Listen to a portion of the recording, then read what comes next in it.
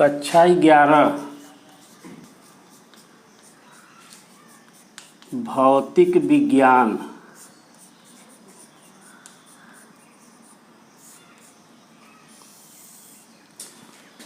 कक्षा 11 भौतिक विज्ञान के छात्र ध्यान देंगे कि आज हम लोग बीमी विश्लेषण का लास्ट करेंगे।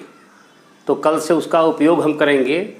तो जितना बीमी विश्लेषण दिया गया है फर्स्ट लेसन में वो कम से कम आप लोग प्रैक्टिस कर लेंगे। अब आगे आते हैं हम कोणीय वेग।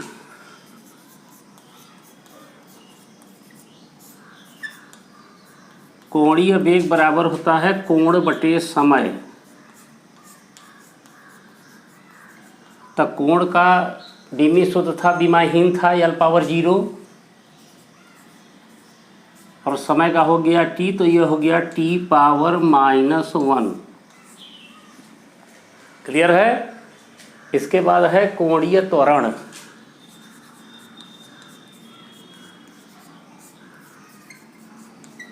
कोणीय त्वरण बराबर होता है कोणीय वेग बटे समय। तो कोणीय वेग का यहाँ पर प्राप्त किए हैं t पावर -1 बटे t बराबर हो जाएगा t to the power -2। Clear है। इसके बाद है आपका जड़त्व आघूर्ण। जड़त्व आघूर्ण I बराबर होता है mr², जहाँ पर m है द्रव्यमान, r है क्रिया रेखा से दूरी। तो द्रव्यमान का हो गया कैपिटल M और दूरी का हो गया l² बराबर हो गया ml²। इसके बाद देखेंगे हम कोणीय संवेग।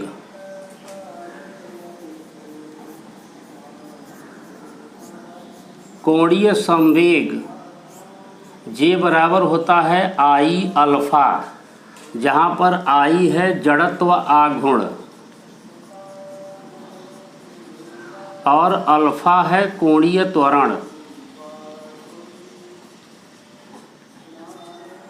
तो I का यहाँ से निकाले हैं ml² और कोणीय त्वरण अल्फा का निकाले हैं t पावर -2 इज इक्वल टू हो गया ml² t पावर -2। क्लियर है। इसके बाद देखेंगे विशिष्ट ऊष्मा।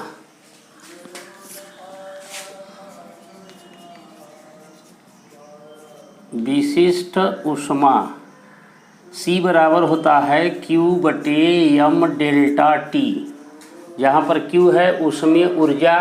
तो ऊर्जा कोई भी हो, ऊर्जा का हो गया ml² t पावर -2। फिर नीचे है द्रव्यमान और यही डेल्टा T है तापांतर। तापांतर के लिए थीटा या के, थीटा ले रहे हैं। m से m कैंसिल हो गया, l² t पावर -2 थीटा पावर -1। क्लियर है। इसके बाद देखेंगे ऊष्माधारिता। ऊष्माधारिता Q बराबर होता है ms, द्रव्यमान गुणित विशिष्ट ऊष्मा। द्रव्यमान गुणित विशिष्ट ऊष्मा। तो द्रव्यमान का हो गया m और विशिष्ट ऊष्मा का निकाले हैं l² t पावर -2 थीटा पावर -1। तो टोटल हो गया ml² t पावर -2 थीटा पावर -1। क्लियर है। अब इसके बाद देखें गुप्त ऊष्मा। गुप्त ऊष्मा लैटेंट हीट। इसके विषय में जानते हैं कि अवस्था परिवर्तन में इस ऊष्मा का उपयोग किया जाता है। जब ठोस द्रव में बदल रहा होता है, द्रव गैस में बदल रही होती है, या इसका रिवर्स प्रोसेस चलेंगे, जब किसी गैस को संपीड़ित करके द्रव में बदला जा रहा हो और द्रव को कंडेंस्ड करके ठोस में बदला जा रहा हो, तो उस समय उसका ताप नहीं बदलता। तो जो ऊष्मा व्यय होती है वह गुप्त रूप से उसी निकाय के भीतर व्यय होती है। तो गुप्त ऊष्मा बराबर हो जाएगा ऊष्मीय ऊर्जा बटे द्रव्यमान। ऊष्मीय ऊर्जा बटे द्रव्यमान। तो उसमें ऊर्जा मतलब ऊर्जा हो गया M L square T power -2 बटे यम बराबर हो गया यल स्क्वायर टी पावर -2।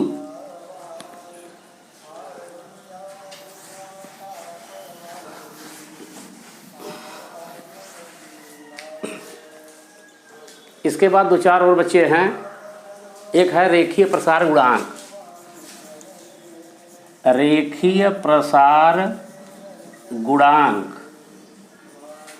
अल्फा बराबर होता है डेल्टा यल बटे यल इंटू डेल्टा टी।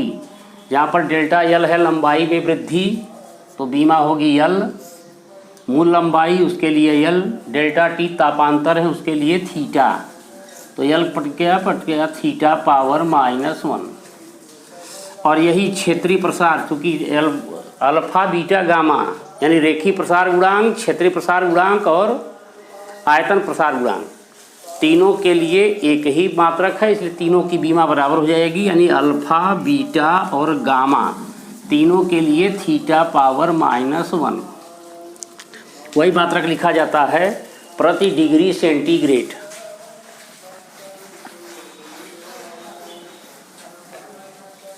इसके बाद ऊष्मा चालकता गुणांक।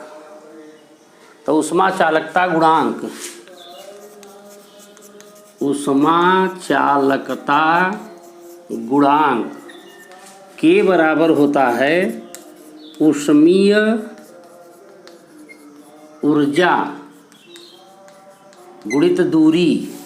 ध्यान रखना है कि जब एक निकाय से दूसरे निकाय में ऊष्मा का स्थानांतरण होता है तो वह पदार्थ के संरचना पर निर्भर करता है। इन चीज़ों को ध्यान में रखेंगे तो आगे हमें चैप्टर को पढ़ने में दिक्कत नहीं होगी। बटे क्षेत्रफल गुणित ताप अगुणित समय। तो उसमें ऊर्जा हो गया M L square T power -2, दूरी का हो गया यल। नीचे आएंगे क्षेत्रफल का यल स्क्वायर, ताप का हो गया थीटा और समय का हो गया कैपिटल टी।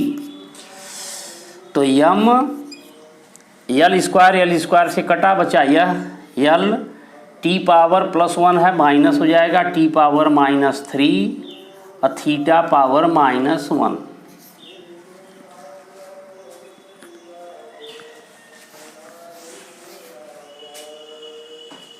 अब दो तीन और बचे, जिसमें एक है बोल्ट्जमैन नियतांक। बोल्ट्जमैन नियतांक बराबर होता है गतिज ऊर्जा बटे ताप। बोल्ट्जमैन नियतांक बराबर गतिज ऊर्जा बटे ताप डेल्टा टी। तो गतिज ऊर्जा मतलब ऊर्जा हो गया M L square T power -2 बटे थीटा बराबर हो गया M L square T power -2 into theta. इसके बाद आपका है प्लांक नियतांक।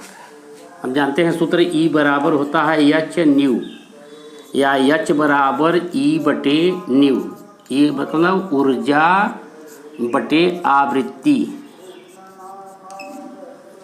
यानी प्लांक नियतांक हो गया ऊर्जा बटे आवृत्ति। ऊर्जा का हम क्या लेते हैं यम यल स्क्वायर टी पावर -2, आवृत्ति का क्या है टी पावर -1। यह एक कैंसिल होगा, हो जाएगा यम यल स्क्वायर टी पावर -1। यह था आपका प्लांक नियतांक। अब है वेग प्रवणता।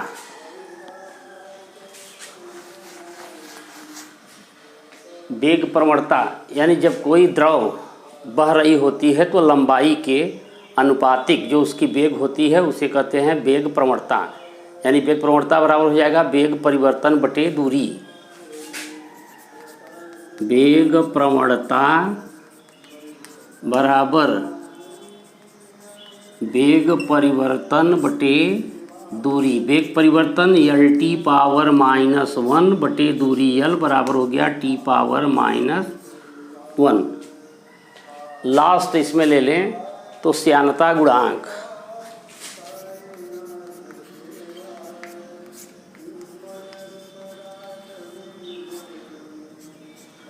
श्यानता गुणांक क्या है? विस्कोसिटी। यानी जब तो कोई द्रव बह रही होती है तो उसके अणु एक सरल रेखा स्ट्रीमलाइन फ्लो में गति करते हैं। तो यह श्यानता गुणांक दोनों मतलब लेयरों के बीच के घर्षण बल, क्षेत्रफल और वेग प्रवणता पर निर्भर करता है। यानी श्यानता गुणांक बराबर हो जाएगा बल बटे क्षेत्रफल गुणित वेग प्रवणता। बल बटे क्षेत्रफल गुणित वेग प्रवणता। तब बल का हो गया यम एल टी पावर -2, क्षेत्रफल का हो गया एल स्क्वायर और वेग प्रवणता का है टी पावर -1। एक टी पावर -1 कैंसिल हुआ, यम एक एल कैंसिल हुआ, एल पावर -1 टी पावर -1।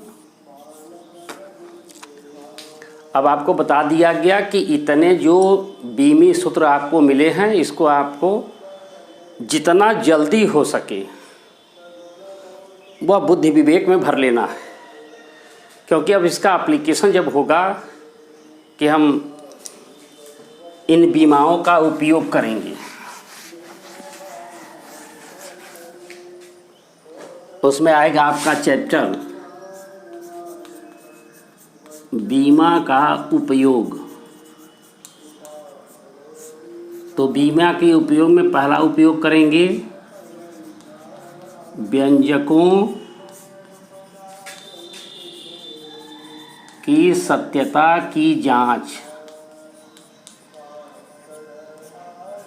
यानी कोई भी भौतिक व्यंजक हो, भौतिक व्यंजक का मतलब भौतिक चरों में संबंध, जिसे हम कहते हैं साधारण भाषा में सूत्र। तो सूत्र हमारा सही है या गलत, इसकी जांच बीमी विश्लेषण की सहायता से आसानी से किया जा सकता है। कोई भी व्यंजक लिखा हो गया होगा, अगर हम दोनों पक्षों की बीमाएं लिख देंगे और left hand side right hand side की बीमा अगर इक्विवेलेंट है, बराबर है, तो इसका मतलब व्यंजक हमारा सही है। और यदि ऐसा नहीं है तो वह व्यंजक कहीं न कहीं पर गलत है। दूसरा है एक प्रकार के मात्रक को दूसरे प्रकार के मात्रक में बदलना।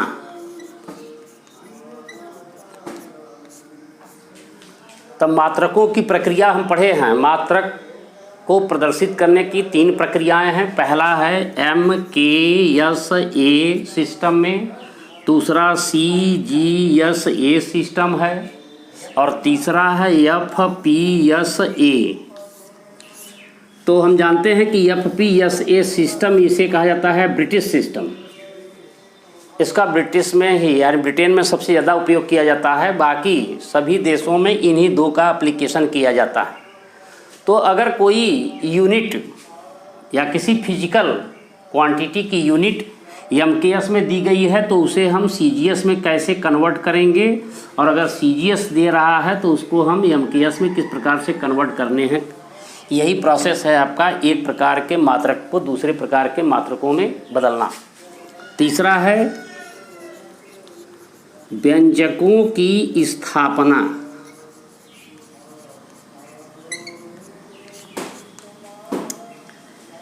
यानी कोई भी भौतिक व्यंजक दिया गया है तो उस भौतिक व्यंजक को हम बीमी विश्लेषण की सहायता से किस प्रकार से प्राप्त कर सकते हैं, बना सकते हैं, या भौतिक चरों के संबंधों को हम दिखा सकते हैं।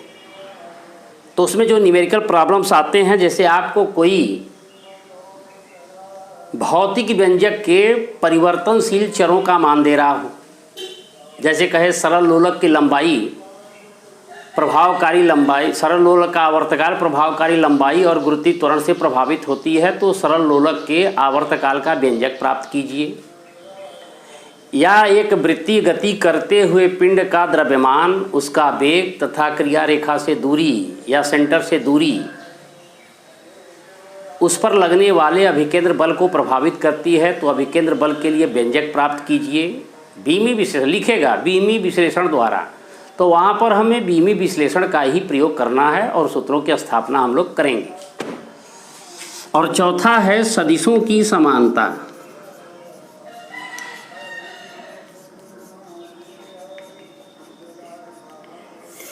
इक्वालिटी ऑफ वेक्टर क्वांटिटीज, यानी कोई भौतिक व्यंजक दिया गया है तो हम देखते हैं कि उसमें जो हमारा इक्वेशन होता है उस इक्वेशन में कौन सी राशियां जुड़कर किस राशि को बनाती हैं। अगर कोई बल सदिश है तो बल के साथ बल को जोड़े या घटाएं, बल प्राप्त होता है। त्वरण राशि है तो त्वरण को त्वरण से जोड़ेंगे या घटाएंगे तब त्वरण प्राप्त होगा।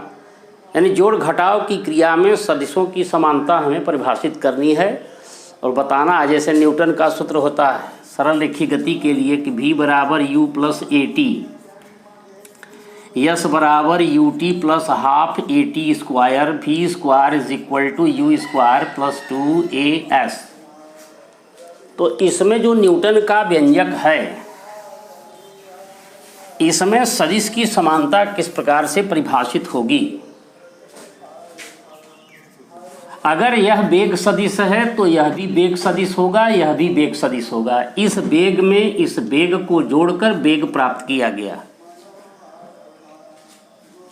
यहाँ पर अगर विस्थापन लिया जा रहा है यस बराबर U T plus half E T square, तो अगर यह विस्थापन है तो यह भी विस्थापन होगा, यह भी विस्थापन होगा। विस्थापन को विस्थापन से जोड़कर विस्थापन प्राप्त किया गया।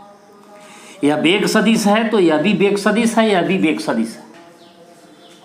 इसको हम लोग बीमी विश्लेषण की सहायता से प्रूव करेंगे और सत्य सिद्ध करेंगे, लेकिन उसके लिए बीमा आपको याद होनी चाहिए। इसलिए आपको बताया गया कि बीमी विश्लेषण जो लिखवाया गया है फर्स्ट पेपर का, उसे आप कंसंट्रेटली एकदम रिमेंबर करें। जितना अच्छे ढंग से आपको बीमा आएगी, और इसका एप्लीकेशन हम बहुत आगे तक करते हैं। आईआईटी के परीक्षाओं में बीमी विश्लेषण का उपयोग बहुत खुलकर किया जाता है, बहुत अच्छे ढंग से किया जाता है। इसलिए आप कंसंट्रेट करें कि जो बीमी विश्लेषण दिया गया है उसको आप आज रिमेंबर कर लें 50%, ताकि कल से इसका जब हम एप्लीकेशन करना शुरू करें तो हमें किसी भी प्रकार की प्रॉब्लम आगे बढ़ने में न हो। थैंक्स।